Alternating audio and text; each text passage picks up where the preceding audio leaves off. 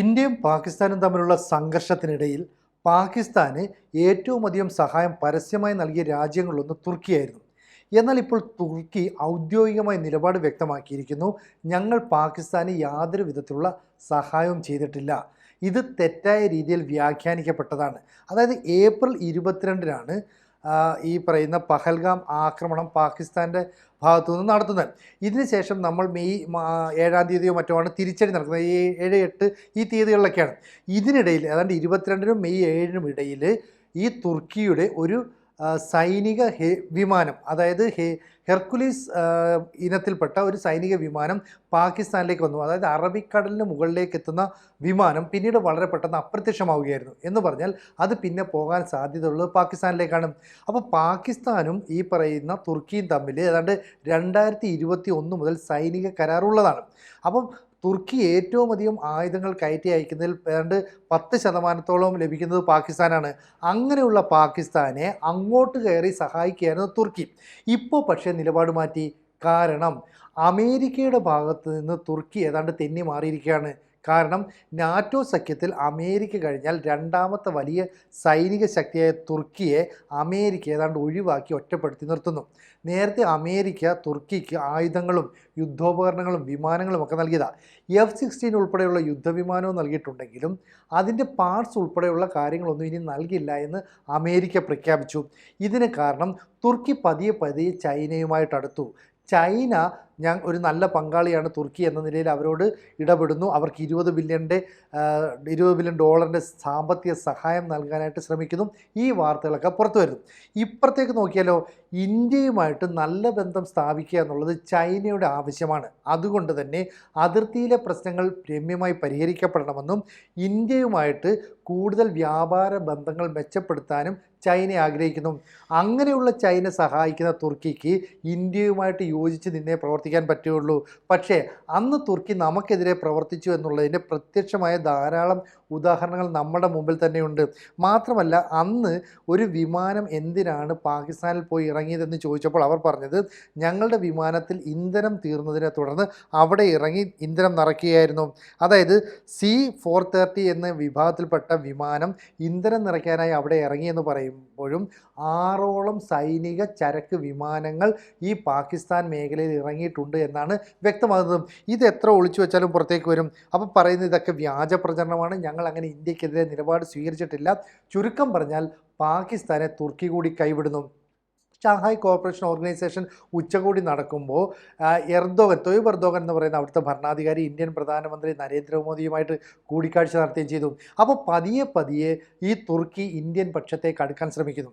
പക്ഷേ നമ്മൾ അത്ര പെട്ടെന്ന് കാര്യങ്ങളൊന്നും മറക്കില്ല. കാരണം ഇന്ത്യൻ പ്രധാനമന്ത്രി നരേന്ദ്രമോദി ഒരു ഗ്രീസ് സന്ദർശനമൊക്കെ നടത്തി. അതിനുശേഷം സൈപ്രസ് വിസിറ്റ് ചെയ്തു.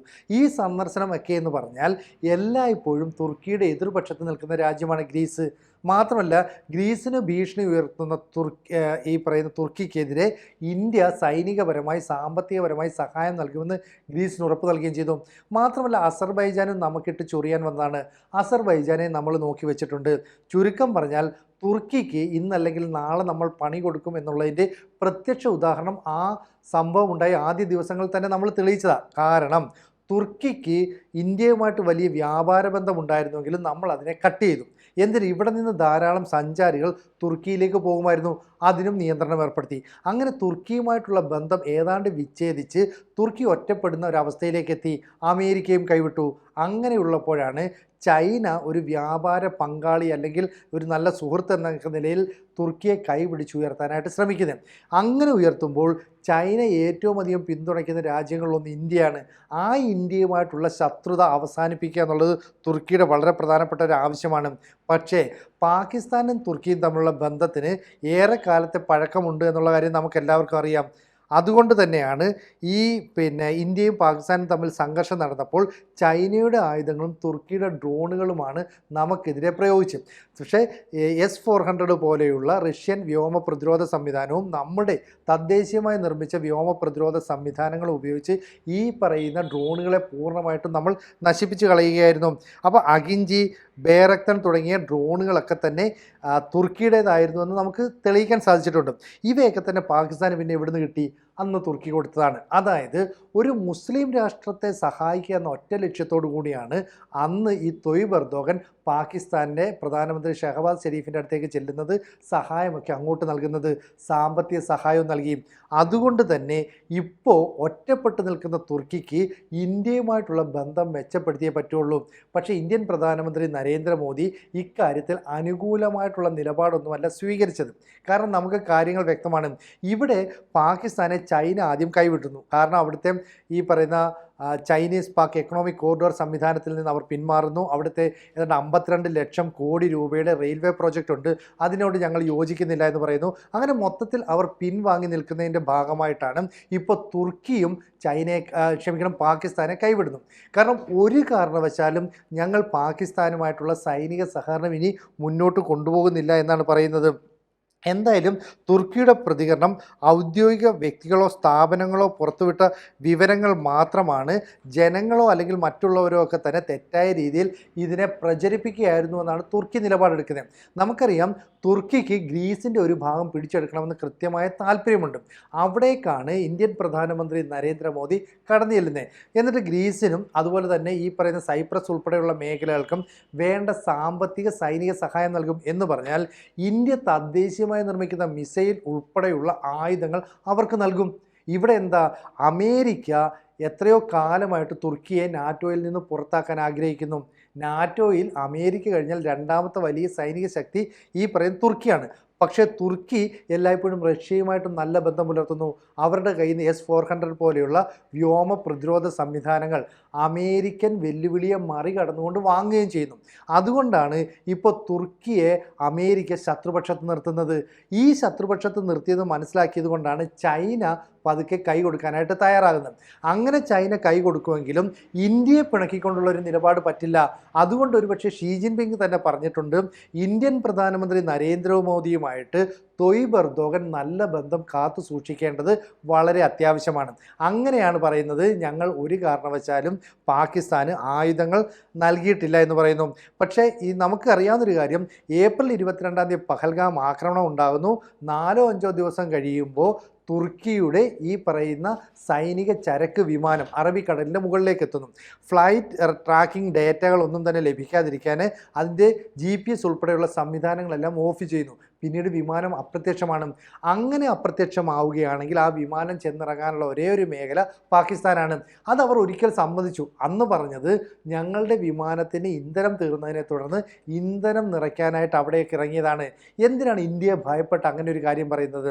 കാരണം അമേരിക്കയും റഷ്യയും ചൈനയും ഒക്കെ കഴിഞ്ഞാൽ ലോകത്തിലെ വൻ ശക്തി ഏതാണെന്ന് ചോദിച്ചാൽ അത് ഇന്ത്യയാണെന്ന് വ്യക്തമായ ഉത്തരം വന്നിരിക്കുന്നു. ഇന്ത്യ തുർക്കിയുമായിട്ടുള്ള വ്യാപാര ബന്ധം വേർപെടുത്തിയതോടുകൂടി അവർക്ക് വലിയ തിരിച്ചടി, സാമ്പത്തിക പ്രതിസന്ധിയൊക്കെ ഉണ്ടായിട്ടുണ്ട്. അങ്ങോട്ടേക്കുള്ള ടൂറിസ്റ്റുകളുടെ ഒഴുക്ക് ഗണ്യമായി നിലച്ചു. ഒപ്പം അസർബൈജാനും ഇതിൻ്റെ പ്രത്യാഘാതങ്ങൾ അനുഭവിച്ചു വരികയാണ്. ഉടനെ തുർക്കിയും അസർബൈജാനും തമ്മിലുള്ള ബന്ധത്തിൽ നിന്ന് അവർക്ക് ചില തീരുമാനങ്ങൾ എടുക്കേണ്ടി വന്നു. ഇന്ത്യയും ചൈനയും ഉൾപ്പെടെയുള്ള ഏഷ്യൻ രാജ്യങ്ങളുമായിട്ട് നമ്മൾ കുറച്ചുകൂടി നല്ല ബന്ധം പുലർത്തണം. അതിന് ഷീ ജിൻപിങ്ങുമായിട്ടും നരേന്ദ്രമോദിയുമായിട്ടുമുള്ള ബന്ധം മെച്ചപ്പെടുത്താൻ വേണ്ട പ്രവർത്തനങ്ങൾ ചെയ്യണം. അങ്ങനെയാണ് പുട്ടിനും മോദിയും ഷീയും കൂടെ പങ്കെടുക്കുന്ന ഷാങ്ഹായ് കോർപ്പറേഷൻ ഓർഗനൈസേഷൻ്റെ ഉച്ചകോടിയിൽ ഈ പറയുന്ന തുർക്കിയുടെ സാന്നിധ്യവും ഉണ്ടാകുന്നത്. സ്വാഭാവികമായും തുർക്കിക്ക് ബ്രിക്സും അതുപോലെ തന്നെ SCOയും ഒക്കെ ഉൾപ്പെടുന്ന ഒരു കൂട്ടായ്മയിൽ അംഗമാകണമെന്ന് ആഗ്രഹിക്കുന്നുണ്ട്. പക്ഷേ ഇന്ത്യ അതിനെ എതിർക്കുമോ എന്നൊരു ഭയം അവിടെ നിലനിൽക്കുന്നു. അതുകൊണ്ടാണ് ഇക്കാര്യങ്ങളിൽ യാതൊരുവിധ തീരുമാനവും എടുക്കാത്തത്. ഇപ്പോൾ പാകിസ്ഥാനെ ഇവർ കൂടി കൈവിട്ട് കഴിഞ്ഞാൽ 2021 മുതൽ ഇവരുമായിട്ടുണ്ടായിരുന്ന സൈനിക സാമ്പത്തിക കരാർ ഏതാണ്ട് റദ്ദാക്കപ്പെടുകയാണ്. കൂടുതൽ ആയുധങ്ങൾ ഇറക്കുമതി ചെയ്യുന്നത് ചൈനയിൽ നിന്നും തുർക്കിയിൽ നിന്നുമാണ്. തുർക്കി ആകെ കയറ്റി അയക്കുന്ന ആയുധങ്ങളിൽ 10% പാകിസ്ഥാന് നൽകുന്നത് പണം കിട്ടുന്നതുകൊണ്ട് മാത്രമല്ല, ഒരു മുസ്ലിം രാജ്യമെന്ന നിലയിൽ പാകിസ്ഥാൻ ഇന്ത്യയെ എതിർക്കുന്നു എന്നുള്ളതായിരുന്നു ആ കാരണം. അതുകൊണ്ടാണ് നമ്മൾ ഗ്രീസിനൊപ്പം നിലകൊള്ളുമെന്നും ആ മേഖലയിൽ ശക്തമായ സഹായം ഗ്രീസിന് നൽകുമെന്നും ഔദ്യോഗികമായിട്ട് അല്ലെ പരസ്യമായിട്ട് തന്നെ ലോകത്തോട് ഇന്ത്യൻ പ്രധാനമന്ത്രി വിളിച്ചു പറഞ്ഞത്. ഇത് തുർക്കിക്ക് തുർക്കിക്ക് ഭീഷണിയാകുമെന്ന് മാത്രമല്ല അമേരിക്ക തുർക്കിയെ ശത്രുപക്ഷത്ത് നിർത്തുന്നു. കാരണം ഇനി നിങ്ങൾക്ക് ആയുധങ്ങൾ ഞങ്ങൾ സപ്ലൈ ചെയ്യില്ല, ഞങ്ങൾ നൽകിയ വിമാനത്തിൻ്റെ പാർട്സുകൾ ആവശ്യമുണ്ടെങ്കിൽ പോലും അത് നൽകാൻ തയ്യാറല്ല. ഈ ഒരു സാഹചര്യത്തെ ചൈന മുതലെടുക്കുന്നു. കാരണം എല്ലായ്പ്പോഴും ഇതുതന്നെയാണ്. കാരണം പാകിസ്ഥാനെ പതിയെ പതിയെ അമേരിക്ക തങ്ങളുടെ കരവലയത്തിലേക്ക് അമർത്തുകയാണ്. അപ്പോൾ ചൈനയുമായിട്ടുള്ള ബന്ധം പാകിസ്ഥാൻ ഏതാണ്ട് മുറിഞ്ഞു. ഇപ്പോൾ പാകിസ്ഥാനെ ചൈന കൈവിടാനുള്ള കാരണം അമേരിക്കയുമായിട്ടുള്ള സ്ട്രോങ് ആയിട്ടുള്ള ബന്ധമാണ്. ഇപ്പം ഈ പറയുന്ന പാകിസ്ഥാനിൽ വലിയ പ്രളയവും പ്രതിസന്ധിയും ഒക്കെ ഉണ്ടായപ്പോൾ അവിടേക്ക് ഗ്ലോബ് മാസ്റ്റർ പോലെയുള്ള വലിയ വിമാനങ്ങൾ അമേരിക്കയുടെ പറന്നിറങ്ങുന്നുണ്ട്. ഇത് ഈ പറയുന്ന നൂർഖാൻ എയർബേസിലേക്കാണ് വന്നിറങ്ങുന്നത്. അത്തരം എയർബേസും ഇതിൻ്റെ ഒരു പിന്തുണ അല്ലെ അമേരിക്കയ്ക്ക് പിന്തുണ നൽകുന്നതാണെന്ന് ലോകത്തിന് മുഴുവൻ കൃത്യമായിട്ട് ബോധ്യമുള്ളതാണ്.